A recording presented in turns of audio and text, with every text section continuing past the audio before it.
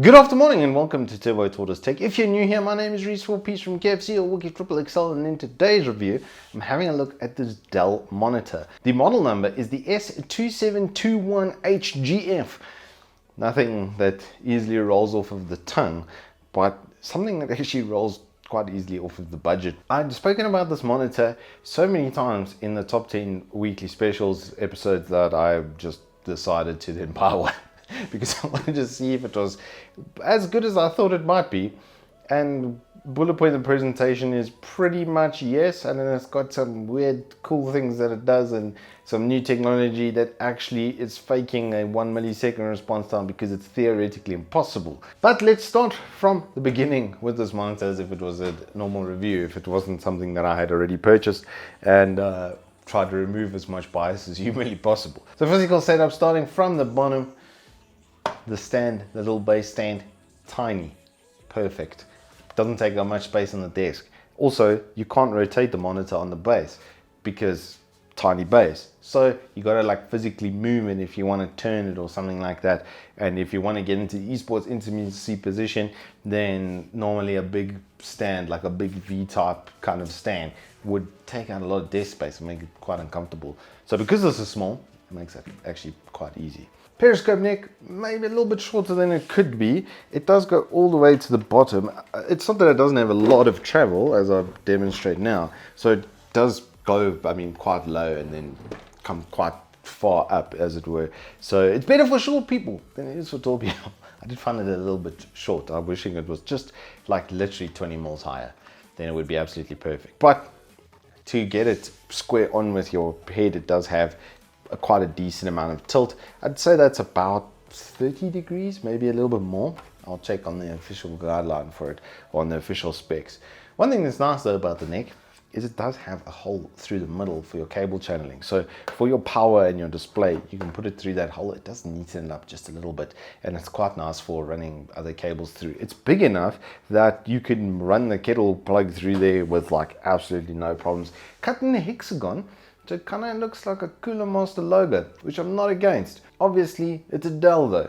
Looking around the back, the vents and the finish, and I love that they haven't done mirror finish on this. I'm actually a massive fan of this more, I don't know what you would call it, like sandblasted or speckled type of finish is much nicer than the mirror finish because it's not going to scratch over time. Big old vents, around the top over here, big old vents on the back, so cooling performance. This thing literally doesn't get hot at all, sits on the desk all day, and it's not even warm to the touch. That makes me feel very confident about its longevity, which means I should be able to use this monitor for quite a long time. Moving under for the port setup though, we have the normal kettle plug. So it's got the built-in power in the monitor, which I'm way more of a fan of than adapters because it's way easier to get a kettle plug than to replace an adapter. It's got dual HDMI 2.0s and then a DisplayPort 1.4 and then a 3.5mm pass-through as well. So you can take your HDMI sound and pass through to a normal 3.5mm jack, which is nice to have. I really do like the overall look and feel of this monitor. It's a bit more understated. A lot of times with gaming monitors, they're like, look at me, I'm a gaming monitor. This is not like that. It's a bit more understated, which like I said, I'm really not against. Nice thin chin on it as well, not too thick. Bezeling from the edge is about 3 mils, so it's not going to do corner to corner very well. So if you were to span display, you're going to have quite noticeable gaps in the middle. So this definitely is a solo act, or you can obviously use it dual desktop as I do with my very old 27TN on the side. And it is noticeably better with colors. Day and night better with colors because it's a VA panel. The old TN panels just, they're washed out is the best way I could describe them. Their contrast color and saturation is just not very good. On that note, one thing that I will point out at this point in time is within the OSD itself, there actually is a saturation setting that you can do manually on the monitor, which is really cool. Not many monitors I've used in the last sort of 2 years have had that feature, to be very honest with you. And with a VA panel, saturation is your friend. So moving on to that panel, as I said, this is a VA panel. It's a 144 Hz.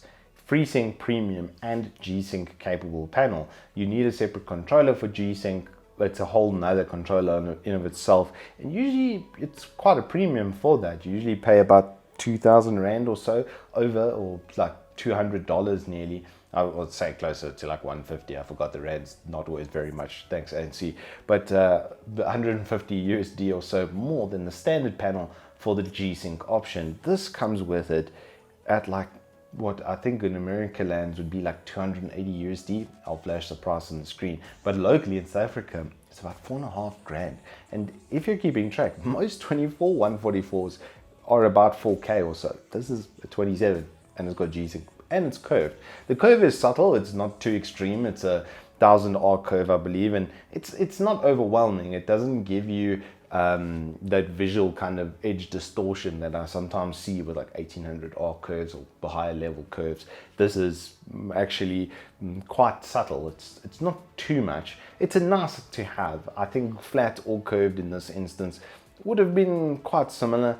When you get it square on with the curve, it is nice to have. The back panel lighting on this is also pretty good. It does 350 CDM squared, or basically 350 nits. The brightness is enough that on max it's going to be retina burning, and it's actually good for one of its other modes. It comes with a base 4 millisecond response time, but that's theoretically the maximum possible that you can get, with a 240 being 4.16, I think, milliseconds worth of response time. So a 4 millisecond gray to gray should be good enough at 144. 144 I think was, if I'm not mistaken, closer to like 6 or 7 milliseconds. I'll flash the varying speeds on it, but it was low enough obviously that even at 4 milliseconds gray to gray that there shouldn't be any color dragging. However, on very high frame rate games like CSGO for instance, where I get like 300-400 FPS, there was actually some noticeable blur. They have included MPRT in this monitor,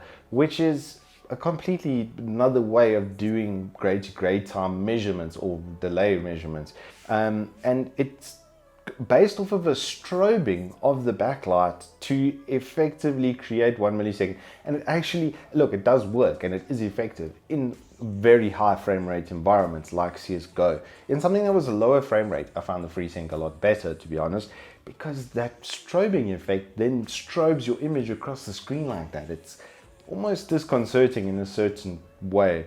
Overall though, the normal Freesync setup is by far the best. The colors and stuff remain very, very good. When you put on MPRT, it gets a bluish kind of tint to it, and it's somewhat like washed out. You have to thump the brightness and the contrast to the top levels to get something that's visually equivalent to the standard mode.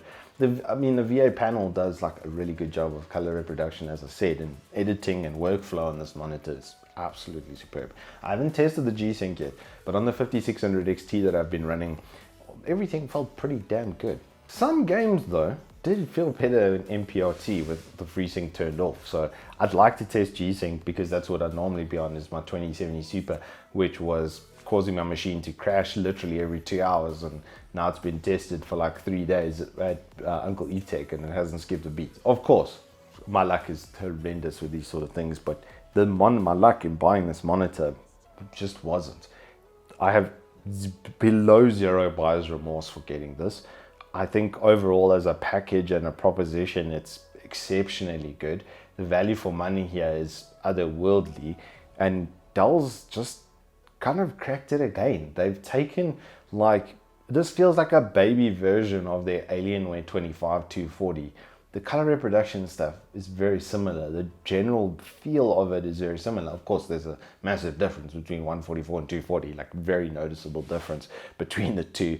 And I was missing 240 on this panel for sure. What I was not missing, however, was like an extra 4,000 Rand, literally half the price.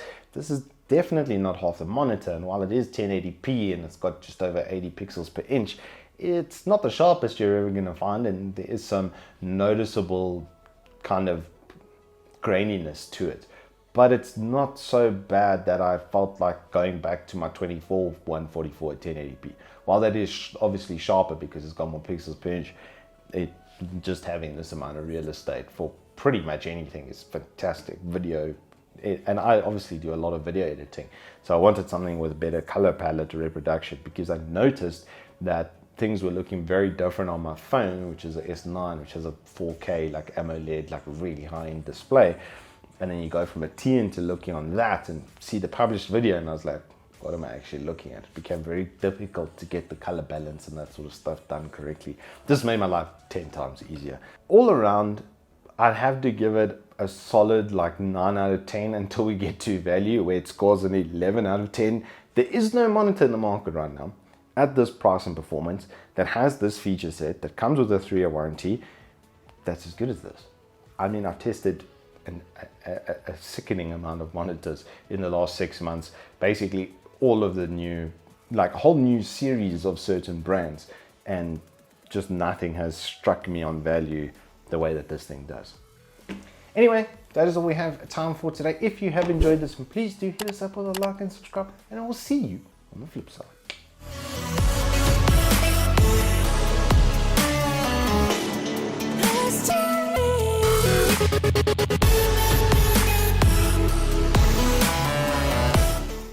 Good afternoon, welcome back to Turbo Tortoise Tech. Good afternoon and welcome to Turbo Tortoise Tech.